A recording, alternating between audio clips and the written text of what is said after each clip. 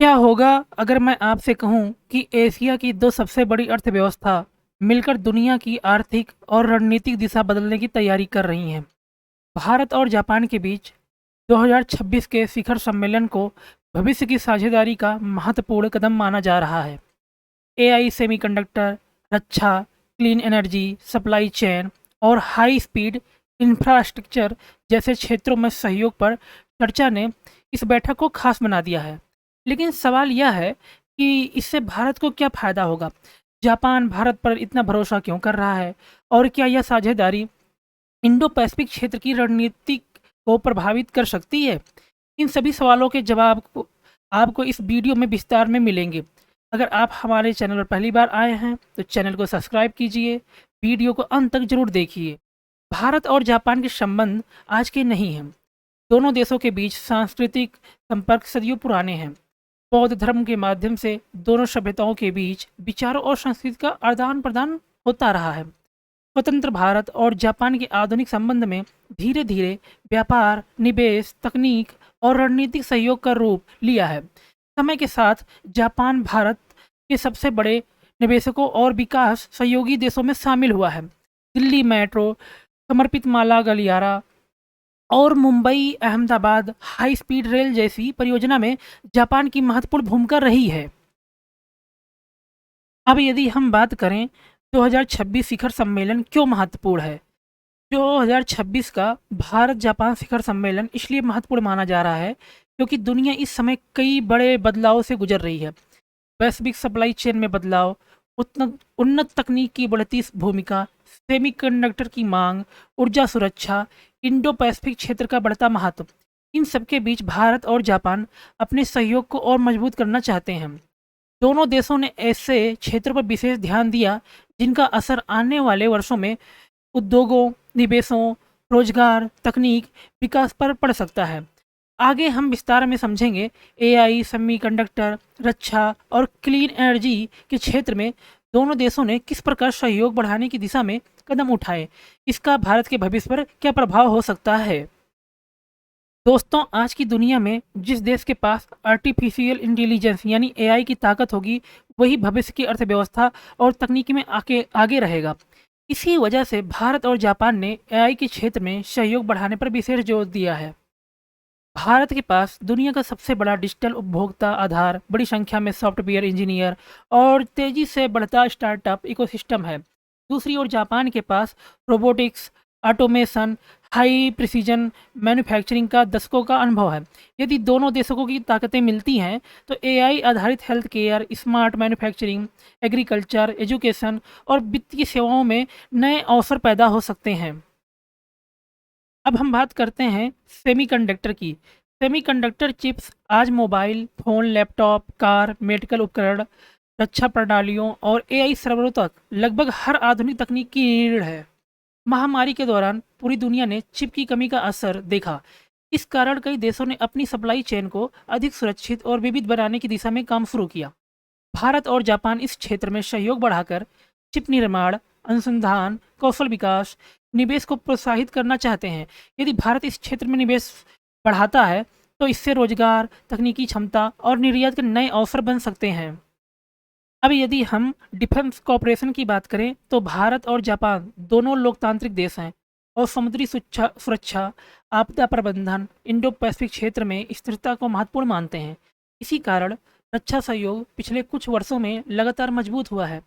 दोनों देशों के बीच संयुक्त सैन्य अभ्यास, रक्षा तकनीक पर सहयोग और समुद्री सुरक्षा से जुड़े संवाद पहले से जारी हैं। 2026 के शिखर सम्मेलन में रक्षा सहयोग को आगे बढ़ाने पर भी विशेष ध्यान दिया गया है।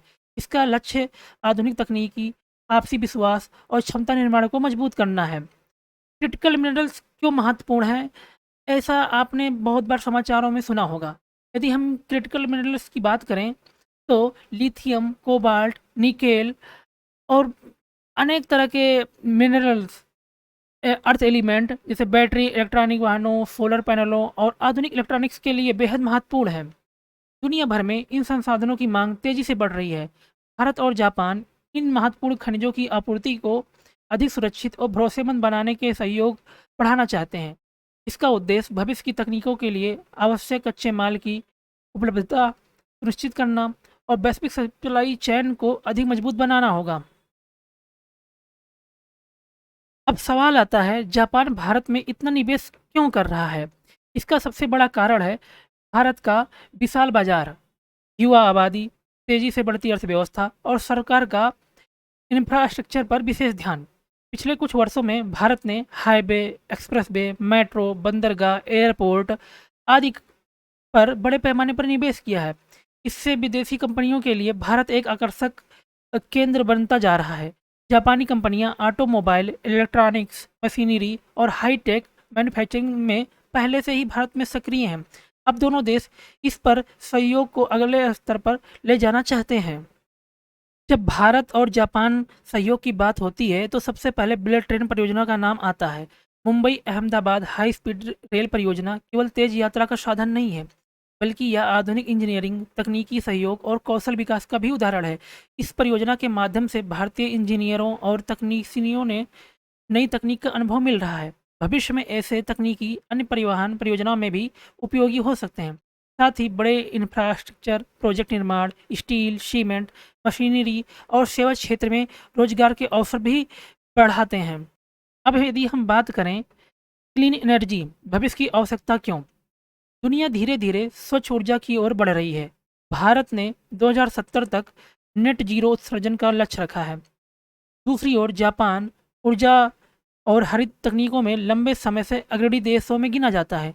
इसी कारण दोनों देशों ने सौर ऊर्जा, हरित हाइड्रोजन, ऊर्जा दक्षता, बायोगैस और स्वच्छ ईंधन जैसे क्षेत्रों में सहयोग बढ़ाने पर ध्यान दे रहे हैं। यदि यह सहयोग सफल होता है तो इससे ऊर्जा सुरक्षा मजबूत हो सकती है, प्रदूषण कम करने में मदद मिल सकती है और नए अवसर पैदा हो सकते हैं हरित उद्योगों में। भारत और जापान साझेदारी का सबसे बड़ा लाभ युवाओं को मिल सकता है। यदि निवेश बढ़ता है तो engineering, electronics, AI, robotics, data science, semiconductor, automobile और ग्रीन एनर्जी जैसे क्षेत्रों में रोजगार और कौशल विकास के नए अवसर बन सकते हैं। साथ ही दोनों देशों के बीच शिक्षा, अनुसंधान, तकनीकी प्रशिक्षण में भी सहयोग बढ़ सकता है। यही कारण है विशेष साझेदारी को केवल दो सरकारों का समझौता नहीं, बल्कि भविष्य की पीढ़ियों के लिए दीर्घकालिक निवेश मानते हैं। अब यदि हम Indo Pacific strategy, global supply chain और भारत जापान की रणनीतिक साझेदारी की बात करें तो भारत और जापान दोनों एक ऐसे इंडो पैसिफिक का समर्थन करते हैं जहां अंतर्राष्ट्रीय कानून का सम्मान हो, समुद्री व्यापार बिना किसी बाधा के चलता रहे और सभी देशों को समान अवसर मिले। अब सवाल यह उठता है कि ग्लोबल सप्लाई चेन क्यों बदल रही है? कोविड महामारी और उसके बाद दुनिया को यह एहसास कराया कि किसी एक देश पर अत्यधिक निर्भर रहना जोखिम भरा हो सकता है। इसी वजह से कई कंपनियां अपनी सप्लाई चेन को विविध बना रही हैं। इसी प्रक्रिया को अक्सर चाइना प्लस वन स्ट्रेटजी भी कहा जाता है, जिसमें कंपनियां चीन के अलावा दूसरे देशों में भी निवेश और उत्पादन बढ़ाने पर विचार करती हैं। भारत अपने बड़े बाजार, कुशल कार्यबल, सुधारों के कारण इस बदलाव का महत्वपूर्ण लाभार्थी बन सकता है। जापान भी भारत में निवेश के माध्यम से अधिक लचीली और सुरक्षित सप्लाई चेन विकसित करने की रुचि रखता है। अक्सर सवाल पूछा जाता है कि क्या यह साझेदारी चीन के खिलाफ है? नहीं, भारत और जापान का आधिकारिक उद्देश्य किसी एक देश के खिलाफ गठबंधन बनाना नहीं है। दोनों देश सार्वजनिक रूप से नियम आधारित अंतर्राष्ट्रीय व्यवस्था, सुरक्षित समुद्री मार्गों, आर्थिक सहयोगों और क्षेत्रीय स्थिरता पर जोर देते हैं। हालांकि अंतर्राष्ट्रीय मामलों में कई विशेषज्ञ मानते हैं कि मजबूत आर्थिक और रणनीतिक साझेदारियां क्षेत्रीय शक्ति संतुलन को प्रभावित कर सकती हैं। इसलिए इस सहयोग को व्यापक इंडो पैसिफिक रणनीति के संदर्भ में भी देखा जाता है। अब यदि हम भारत की वैश्विक भूमिका के बारे में बात करें तो पिछले कुछ वर्षों में भारत की वैश्विक भूमिका लगातार बढ़ी है। तेजी से बढ़ती अर्थव्यवस्था, डिजिटल भुगतान प्रणाली, स्टार्टअप इकोसिस्टम, अंतरिक्ष कार्यक्रम भारत को वैश्विक मंच पर अधिक महत्वपूर्ण बनाया है। जापान जैसे विकसित देशों के साथ गहरा सहयोग भारत की तकनीकी क्षमता, निवेश आकर्षित करने की क्षमता और वैश्विक आपूर्ति श्रृंखलाओं में भागीदारी को और मजबूत कर सकता है। यही कारण है 2026 का भारत जापान शिखर सम्मेलन केवल एक दो पक्षीय बैठक नहीं, बल्कि भविष्य की रणनीतिक और आर्थिक साझेदारी की दिशा में एक महत्वपूर्ण कदम माना जा रहा है। अब सबसे बड़ा महत्वपूर्ण सवाल, इस शिखर सम्मेलन से आम भारतीयों का क्या फायदा हो सकता है? यदि भारत और जापान के बीच घोषित सहयोग योजनाएं प्रभावी ढंग से लागू होती हैं तो कई क्षेत्रों में सकारात्मक असर देखने को मिल सकता है। जब विदेशी कंपनी किसी देश में निवेश करती है तो नए कारखाने, अनुसंधान केंद्र, सेवा इकाइयाँ स्थापित हो सकती हैं। इससे प्रत्यक्ष और अप्रत्यक्ष रोजगार के अवसर पैदा होते हैं। भारत जापान सहयोग का प्रभाव कई क्षेत्रों में दिखाई दे सकता है। सेमीकंडक्टर, इलेक्ट्रॉनिक्स निर्माण, ऑटोमोबाइल और इलेक्ट्रॉनिक वाहन, आर्टिफिशियल इंटेलिजेंस, रोबोटिक्स और ऑटोमेशन, रेलवे परिवहन, लॉजिस्टिक और वेयर हाउसिंग में भी। अब हर बड़ी साझेदारी के साथ कुछ चुनौतियां भी होती हैं। यदि परियोजनाओं को समय पर पूरा नहीं किया जाता है तो लागत बढ़ सकती है, लाभ मिलने में देरी हो सकती है। इसके अलावा निवेश आकर्षित करने के लिए कुशल कार्यबल, बेहतर लॉजिस्टिक, सरल नियम, स्थिर नीतियाँ भी महत्वपूर्ण होती हैं। तकनीकी क्षेत्र में सफलता के लिए नवाचार, उच्च गुणवत्ता वाले प्रशिक्षण पर लगातार निवेश करना होगा। आने वाले वर्षों में भारत और जापान केवल व्यापारिक साझेदारी नहीं बल्कि तकनीकी रणनीतिक सहयोग के रूप में भी अपनी भूमिका मजबूत कर सकते हैं। यदि दोनों देश AI, semiconductor, clean energy, digital तकनीकी और आधुनिकी विनिर्माण में सहयोग को निरंतर आगे बढ़ाते हैं तो यह साझेदारी एशिया की सबसे महत्वपूर्ण आर्थिक साझेदारी में से एक बन सकती है। यदि दोस्तों आपको यह वीडियो पसंद आया है, हमारे द्वारा दी गई जानकारी आपको पसंद आई है तो आप हमारे चैनल को सब्सक्राइब कीजिए, फॉलो कीजिए। बहुत बहुत धन्यवाद आपका।